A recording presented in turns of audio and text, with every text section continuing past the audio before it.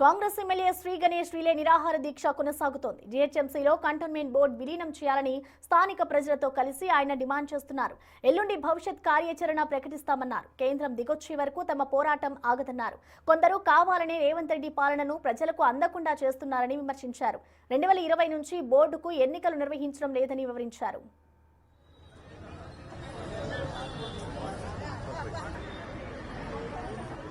ఇప్పటి వరకు BJP MP Etela Rajender నుంచి ఎలాంటి స్పందన లేదంటున్న ఎమ్మెల్యే శ్రీ గణేష్ తో మా ప్రతినిధి వెంకట్ ఫేస్ టు ఫేస్. దీక్ష ఎలాంటి మద్దతు వస్తుంది, మీకు ఎవరెవరి నుంచి మద్దతు వస్తుంది? నిన్నటి కన్నా ఈరోజు ఎక్కువ మంది మద్దతు ఇవ్వడానికి వచ్చారు. అనేక కాలనీ వాళ్ళు, అనేక బస్తీ వాళ్ళు కూడా ముందొచ్చి కూర్చున్నారు. మరి వాళ్ళ మద్దతు ఇచ్చి వారు సాంఘీభావం తెలిపి మద్దతు తెలిపి కూడా వెళ్ళడం జరిగింది. చాలామంది కూడా నిన్నటికి చాలామంది తెలియదు కాబట్టి నిన్న చూసిన తర్వాత ఈరోజు ఇది మంచి కార్యం, అనేక సంవత్సరాల నుంచి ఇది విలీనం కావాలి, భారతదేశానికి స్వతంత్రం వచ్చిన స్వతంత్ర భారతదేశంలో ఉన్న మనకి ఇప్పటికీ స్వతంత్రం లేకుండా అదే బ్రిటిష్ చట్టాలు పాలన ఉంది కాబట్టి దాని నుంచి విముక్తి చెందాలంటే ఈ జిహెచ్ఎంసీ విలీనం అయితే డెవలప్మెంట్ అవుతుందని అందరికి ఇన్ని రోజుల నుంచి ఎన్నో మంది ఇల్లులు కట్టుకోవాలన్న వాళ్ళకి ఆంక్షలు ఉండే, చాలామందికి డ్రైనేజ్ ఇష్యూలు, రోడ్డు ఇష్యూలు, త్రాగునీటి సమస్య, కమ్యూనిటీ హాల్ సమస్య, పార్కుల సమస్య, చుట్టుముట్టు ఎక్కడున్నా కూడా కొంచెం గ్రేవ్యార్డ్లు డెవలప్మెంట్ అయింది. మా దగ్గర ఆ గ్రేవ్యార్డ్స్ కూడా ఇప్పటికీ శ్మశాన వాటికలు అంటే శ్మశాన వాటికల్ లాగానే ఉంది, వేరే దగ్గర పార్కుల లెక్క అయింది. అన్ని విధంగా డెవలప్మెంట్ కావాలంటే ఈ బోర్డు దగ్గర నిధులు లేని బోర్డు ద్వారా నష్టం అవుతుంది కాబట్టి ఇప్పటికే నిర్లక్ష్యమైంది. కనీసం తెలంగాణ రాష్ట్రం ఏర్పడితే కొత్త రాష్ట్రం నేను బాగుంటాం అనుకున్నాం. గత పాలకులు పట్టించుకోనందుకు, గతంలో ఉన్న కేంద్రం కావచ్చు, గతంలో ఉన్న రాష్ట్రంలో బీఆర్ఎస్ ప్రభుత్వం పట్టించుకోనందుకు నష్టం జరిగింది. ఇప్పుడు విలీనం అయితే యథావిధంగా గౌరవ ముఖ్యమంత్రి గారు కార్పొరేషన్స్ పెంచుతున్నారు కాబట్టి, కార్పొరేషన్లో హైదరాబాద్ విస్తరణ జరుగుతుంది కాబట్టి అప్పుడు మనం కూడా దాంట్లో భాగస్వామ్యం అయితే కార్పొరేషన్ నిధులతో పాటు ఎమ్మెల్యే నిధులతోటి బ్రహ్మాండంగా డెవలప్మెంట్ అవుతుందని ఆశ అందరికీ ఉన్నది. ఇది ఇప్పుడు జరగకుండా ఎప్పుడు జరగదు కాబట్టి ప్రతి సంవత్సరం నోటిఫికేషన్, గెజిట్ నోటిఫికేషన్ ఇచ్చి ఎప్పుడైనా మా రోజు 1 ఇయర్ కానీ బీజేపీ ప్రభుత్వం, కేంద్ర బీజేపీ ప్రభుత్వం మాకు గెజిట్ ఇస్తుంది. గెజిట్ ద్వారా అది 1 సంవత్సరం అన్నారు కానీ 6 సంవత్సరాలు కాలే, 7 అయినా కాదు కాబట్టి ఖచ్చితంగా ఇప్పుడు మనం అందరం పోరాడి విలీనం చేసుకోవాలని అందరిలో వచ్చింది. ఈ దీక్ష రిలే నిరాహార దీక్షకు పూనుకున్నారు.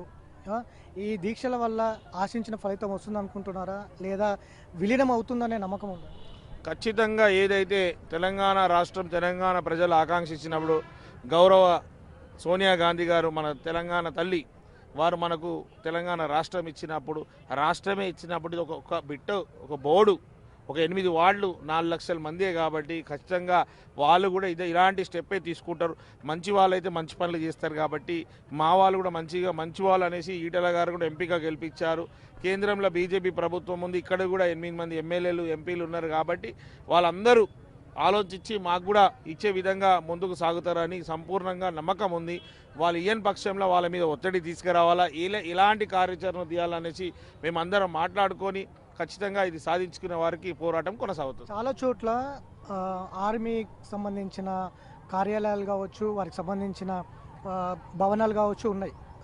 అదే చోట ఇటు ఎవరైతే ప్రజలు నివసిస్తున్నటువంటి కాలనీలు కూడా ఉన్నాయి. వాటిని విలీనం చేస్తే ఆర్మీ వ్యవస్థకు భద్రత ముప్పు వాటిల్లుతుందనే చర్చ కూడా జరుగుతుంది బయట. అట్లాంటి వాటి మీద ఎట్లా, దీని మీద సరే ఎక్కడ చూసినా కూడా వాళ్ళకు మాకు గ్యాప్ ఉంది. ప్లస్ వాళ్ళకి కాంపౌండ్ వాల్ ఉంటుంది, ఫెన్సింగ్ ఉంటుంది, వాళ్ళకి టైట్ సెక్యూరిటీ ఉంటుంది, ఎంట్రన్స్లో మిలిటరీ వాళ్ళు కూడా వాళ్ళు సెక్యూరిటీగా ఉంటారు కాబట్టి వాళ్ళకు మాకు ఎలాంటి డిస్టర్బెన్స్ లేదు. కేవలం డిస్టర్బెన్స్ వీళ్ళ మైండ్లో ఉంది, వీళ్ళ ఆలోచనలు ఉంది, మా ప్రజలకు నష్టం చేయాలని ఉంది, ఈ రాచరిక వ్యవస్థను కొనసాగించాలని కాబట్టి సాకులు. గతంలో కూడా ఇలానే కమిటీలు వేసినాం, ఈ మెర్జీ చేస్తామని మళ్ళీ కమిటీలు ఆపడానికి ఏంటంటే చాలా సంవత్సరాల నుంచి నాకు కాకపోతే వేరే వాళ్ళకి అలవాటు అయిపోయింది. ఫ్రీగా అన్నీ కొట్టేస్తుంటే అదే మార్గంలో నడవాలని. ఇది బోర్డు మెర్జ్ అయితే వీళ్ళది ఏంది రాజు లెక్క ఉన్నారు, ఇప్పుడు బోర్డులో రాజు లెక్క ఉన్నారు. ఇది రాజు వ్యవస్థ కూలిపోయిందనుకో, ప్రజాస్వామ్యం వచ్చిందనుకో వాళ్ళకు నష్టం అని ప్రజలకు నష్టం చేసే పనులు చేస్తున్నారు. వాళ్ళు కొంతమందికి లాభమా, అనేక మందికి లాభమా అని ఈటెల రాజేందర్ గారు ఆలోచించి వారు కూడా ఎంపీగా ఎమ్మెల్యేగా ఓడిపోయినా ఖాళీ ఉండే, మళ్ళీ పని ఉండాలనేసి ఎంపీగా నిలబడ్డారు. ఇక్కడ కూడా చాలామంది లీడర్లు పని ఉండాలని కోరుకుంటారు. వాళ్ళకి ఎలక్షన్లు పెడితేనే కదా పని ఉంటుంది.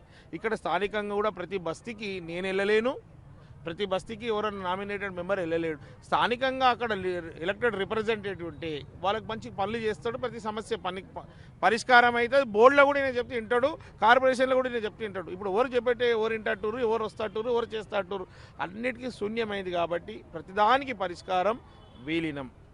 సో ఇది ఖచ్చితంగా 3 రోజుల పాటు ఈ దీక్షలు కొనసాగుతాయి. 3 రోజుల తర్వాత పార్టీతో పాటు ఇటు కంటోన్మెంట్ పార్టీ నాయకులతో కూడా చర్చించి భవిష్యత్ కార్యాచరణ ప్రకటిస్తాం. కేవలం మాకు ఏదైతే రెసిడెన్షియల్ ఏరియా కంటోన్మెంట్లో ఉన్నటువంటి ఆర్మీకి సంబంధించిన స్థావరాలు కాదు, ఆర్మీకి సంబంధించిన భూములు అవసరం లేదు. కేవలం రెసిడెన్సీ ఏరియా ఏదైతే ఉందో అది మాత్రమే కార్పొరేషన్లో కలపమని డిమాండ్ చేస్తూ ఉన్నాం. అట్లా కేంద్రం ఆలోచిస్తుందని అనుకుంటున్నాం. స్థానిక ఎంపీ కూడా ఆ వైపుకు అడుగులు వేస్తారనేది అయితే అనుకుంటున్నాం అనేది అయితే శ్రీ గణేష్ చెప్తున్నారు.